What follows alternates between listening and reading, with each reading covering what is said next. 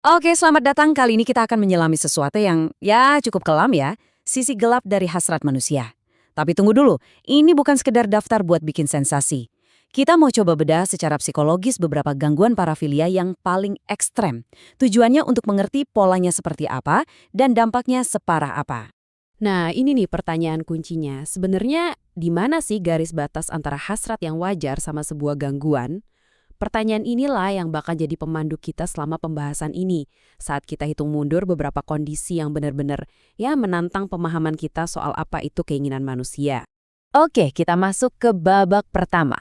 Di sini kita akan fokus ke kejahatan yang sifatnya melanggar privasi. Gangguan-gangguan ini punya ciri khas yaitu pelanggaran ruang pribadi, pelanggaran izin, dan yang paling parah, seringkali korbannya bahkan nggak sadar sama sekali kalau mereka jadi korban. Di nomor 10 kita mulai dengan voyeurisme ilegal. Ini bukan cuma soal penasaran ya, ini adalah gangguan di mana kepuasan seksual itu didapat dari mengintip orang lain di momen-momen paling pribadi mereka. Dan ini seringkali bukan cuma sekedar tindakan pasif loh, ada pola eskalasi yang jelas. Pertama mengintip, lalu naik level jadi merekam.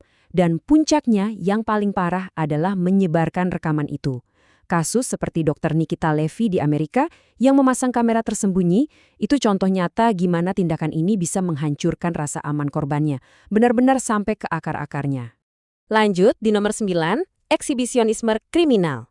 Nah, yang paling penting buat dipahami di sini adalah motivasi pelakunya. Kepuasan mereka itu bukan datang dari ketertarikan, tapi justru dari melihat reaksi kaget dan takut si korban.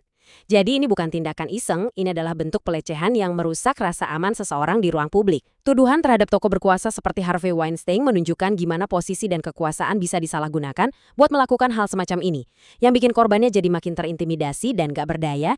Dan di nomor 8, frotteurisme agresif. Ini bisa dibilang serangan terselubung yang memanfaatkan anonimitas keramaian.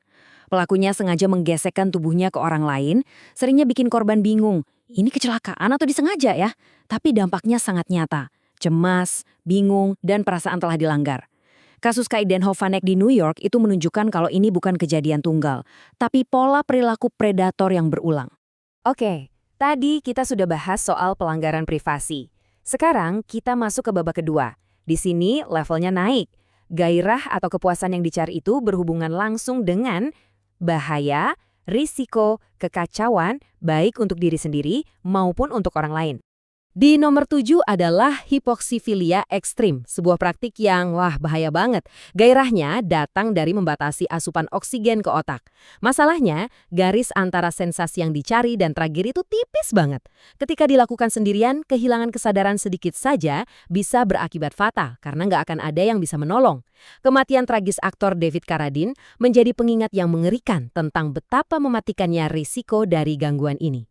Nomor 6 adalah sebuah kelainan yang di sini disebut sebagai klistofilia. Nah, definisinya cukup unik. Gairah yang timbul dari situasi kacau balau. Bagi kebanyakan dari kita kan, keributan itu menakutkan ya. Tapi bagi mereka, itu justru sumber sensasi, sumber adrenalin. Dan ini bisa meningkat.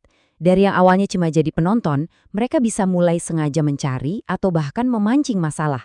Seperti kasus seorang pria di New York yang mengaku kecanduan suasana di TKP, ini menunjukkan betapa kuat dorongannya untuk berada di tengah-tengah bahaya. Kita tiba di nomor 5, sadisme seksual kriminal. Di sini, gairah dan penderitaan orang lain menjadi satu. Elemen intinya adalah kurangnya empati secara total, di mana rasa sakit korban justru menjadi sumber kepuasan. Pola yang kita lihat di sini sangat mengkhawatirkan, perilaku ini hampir selalu meningkat, dari kekejaman kecil menjadi kekerasan yang tak terbayangkan. Kasus mengerikan dari David Parker Ray, si toy box killer, adalah contoh ekstrim dari bagaimana fantasi kejam ini bisa berubah menjadi kenyataan yang brutal. Dari bahaya dan kekacauan, kita sekarang masuk ke babak ketiga, yang membahas gangguan yang melanggar tabu tertinggi dalam masyarakat.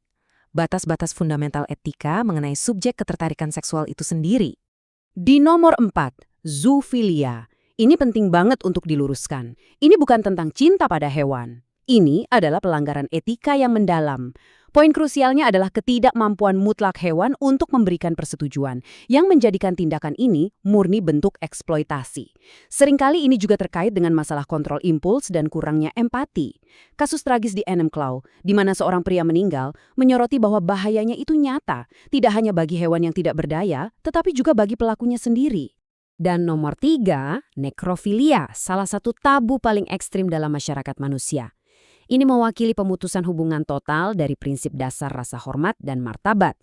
Pelaku seringkali berusaha mendapatkan akses ke tempat-tempat seperti kamar mayat untuk memenuhi dorongan mereka. Kisah nyata yang mengejutkan dari Carl Tanzler yang hidup dengan mayat pasiennya selama bertahun-tahun menunjukkan betapa jauh gangguan ini dapat membawa seseorang melampaui batas kewajaran. Dan sekarang kita memasuki babak terakhir dan yang paling serius. Kita akan berfokus pada 2 gangguan yang diidentifikasi sebagai yang paling berbahaya karena kerentanan korban dan kekerasan yang bisa jadi mematikan. Di posisi kedua, pedofilia. Ini sangat berbahaya karena menargetkan yang paling rentan di antara kita, anak-anak. Pelaku seringkali sangat manipulatif, menyamar sebagai orang yang bisa dipercaya untuk mendapatkan akses. Dampaknya pada korban sangat menghancurkan dan bisa bertahan seumur hidup. Kasus Jeffrey Epstein yang menggemparkan dunia menunjukkan betapa terorganisir dan luasnya jaringan kejahatan ini, menyoroti ancaman serius yang ditimbulkannya. Dan di nomor 1, puncak dari semua ini, parafilia yang mengarah pada pembunuhan seksual. Ini adalah bos terakhir dari gangguan parafilia, di mana gairah seksual dan tindakan merenggut nyawa sudah tidak dapat dipisahkan lagi. Ini adalah eskalasi tertinggi, di mana fantasi kekerasan tidak lagi cukup. Pelakunya, seperti yang ditunjukkan oleh kasus Ted Bundy, bisa tampak sangat normal dan menawan di permukaan, tapi di dalamnya mereka menyembunyikan seorang predator. Ini adalah perpaduan paling menakutkan antara dorongan seksual dan kekerasan yang mematikan. Jadi, apa yang bisa kita ambil dari semua ini? Ada 2 benang merah yang menakutkan yang terus muncul. Pertama, kurangnya empati yang mendalam terhadap penderitaan orang lain.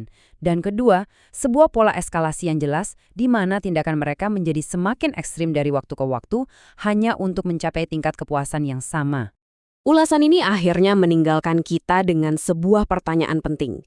Dengan memahami sisi paling gelap dari hasrat manusia, kita jadi ditantang untuk berpikir lebih dalam.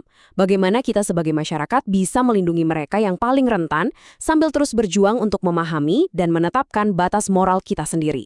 Ini adalah percakapan yang sulit tapi sangat penting untuk dilakukan. Terima kasih telah menyimak.